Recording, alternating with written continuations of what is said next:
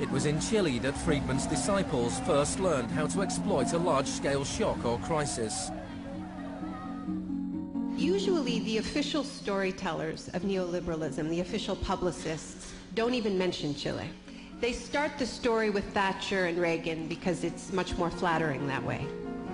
In the 50s and 60s, Chile's progressive developmental policies were a beacon in the region.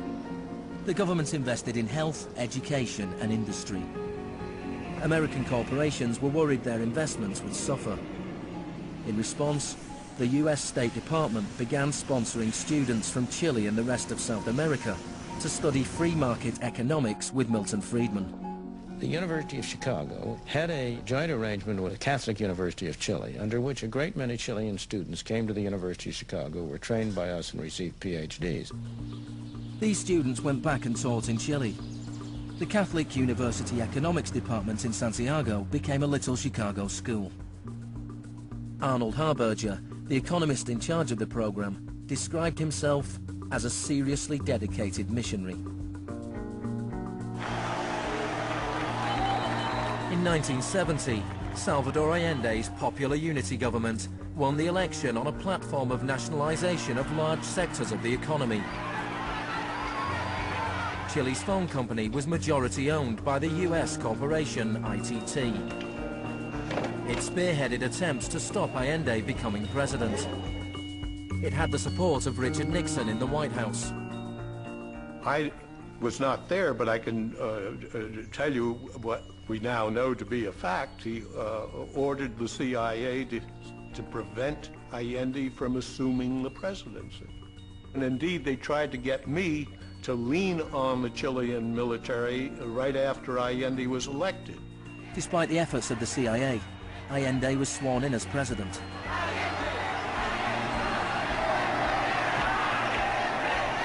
Richard Nixon ordered the CIA director to make the economy scream. Señor Nixon es presidente de Estados Unidos y yo soy presidente de Chile. Yo no tendré un término despectivo contra el señor Nixon mientras el señor Nixon respete al presidente de Chile. Preparations began for the military coup. The Chilean Chicago boys started work on a 500-page economic blueprint called the BRIC. With US funding, everything was done to destabilize the economy. Truck drivers went on strike, bringing factories and shops to a standstill. There was a failed coup attempt on June the 29th, 1973. And then on September the 11th, with General Pinochet leading the army, the assault began on the presidential palace.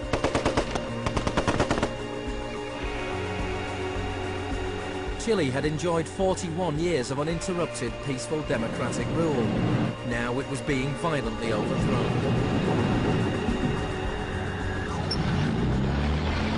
Pinochet and his supporters described the coup as a war. It was certainly designed to look like one. It was a Chilean precursor to shock and awe.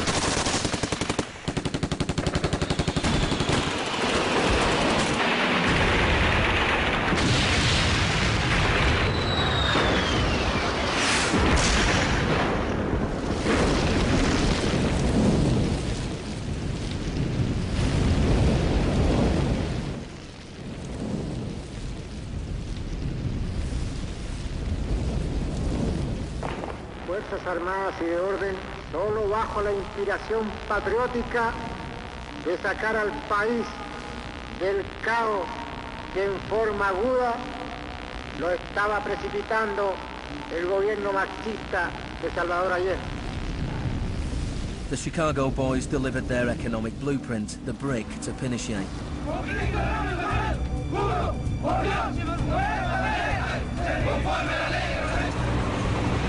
In the days that followed, more than 13,000 opponents were arrested and imprisoned.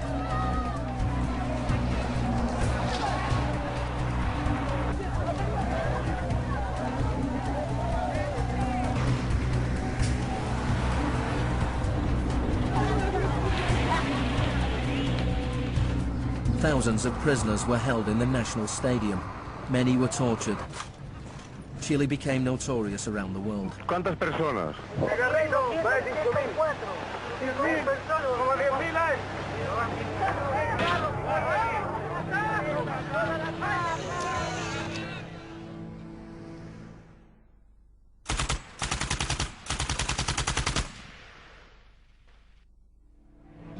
At the beginning of November, 5,000 prisoners were released.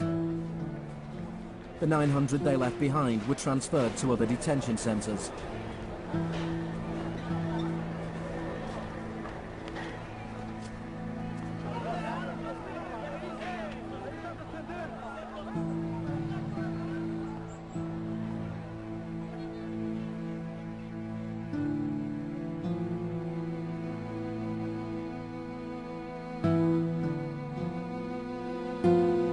Less than a month later, FIFA allowed Chile to play a World Cup qualifier in the very same stadium.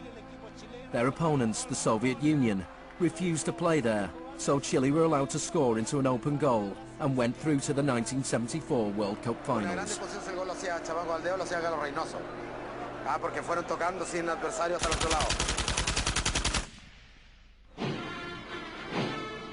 With the population in shock, Pinochet imposed the policies recommended by the Chicago boys. Removal of price controls, the sale of state companies, the removal of import barriers and cuts to government expenditure. Friedman later openly acknowledged the importance of the Chilean experiment. Here was the first case in which you had a movement toward communism, which was replaced by a movement toward free markets. It didn't work. A year later, inflation was 375% per year, the highest in the world. So in March 1975, Arnold Harberger and Milton Friedman flew into Santiago. He used a phrase that had never before been used in a real-world economic crisis. He called for shock treatment. He said that he was like a doctor that was going to help a country that was suffering an epidemic, and he was simply prescribing the medicine. Friedman wrote that General Pinochet was sympathetically attracted to the idea of a shock treatment, but was clearly distressed at the temporary unemployment it might cause.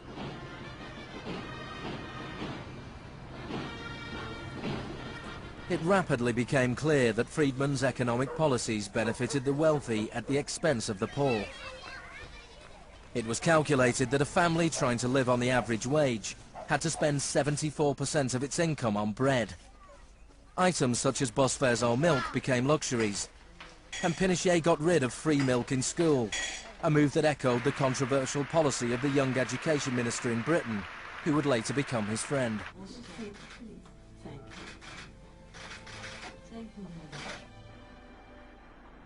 In order to enforce these economic policies, there had to be an enemy to fear. Tampoco creo yo que se haya triunfado totalmente sobre el marxismo. El marxismo es como un fantasma. Cuesta mucho tomarlo. Mejor dicho, no se puede tomar.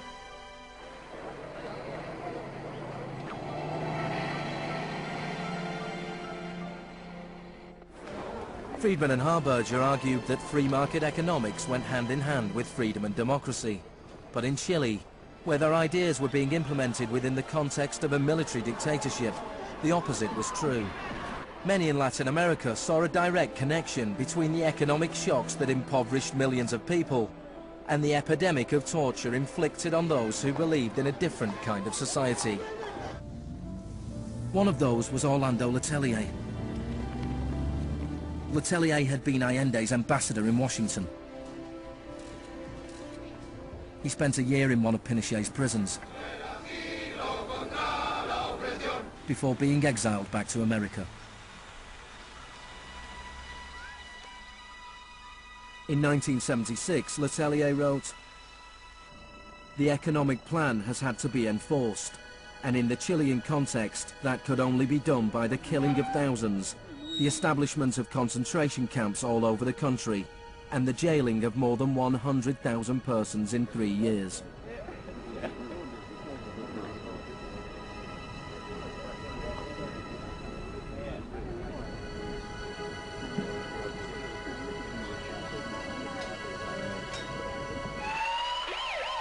Less than a month later, Letelier was killed by a car bomb.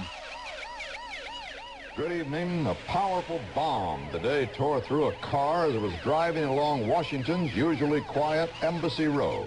The Chilean was Orlando Letelier, who also had been foreign minister during the last months of the late Salvador Allende's Marxist regime. Richard Roth reports. Michael Townley, a member of Pinochet's secret police, was behind the bombing.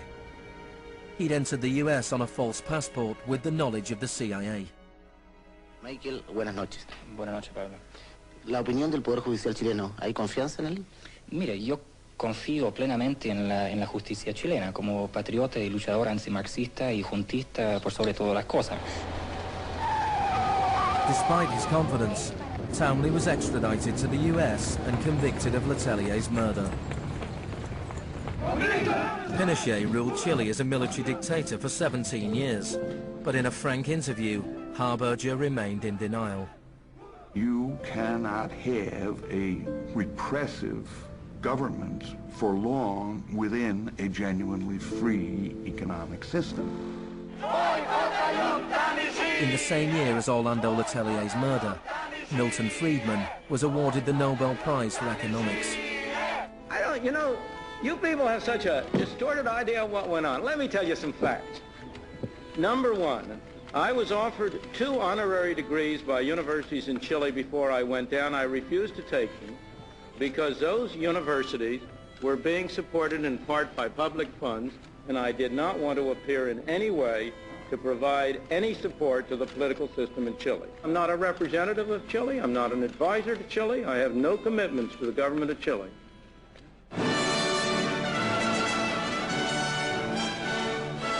I now turn to you, Professor Milton Friedman.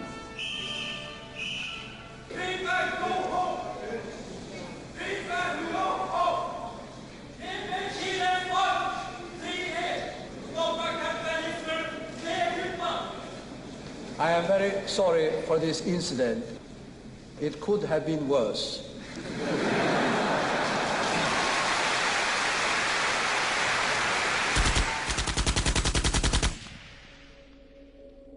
What I'm trying to do in the Shock Doctrine is tell an alternative history of how this savage stream of pure capitalism that we've been living, capitalism unrestrained, came to dominate the world. Chile wasn't the only country in South America to adopt Chicago school policies. Friedman's disciples held key positions in Brazil and advised the government of Uruguay. Then on March the 24th, 1976, a military coup overturned the government of Isabel Perón in Argentina.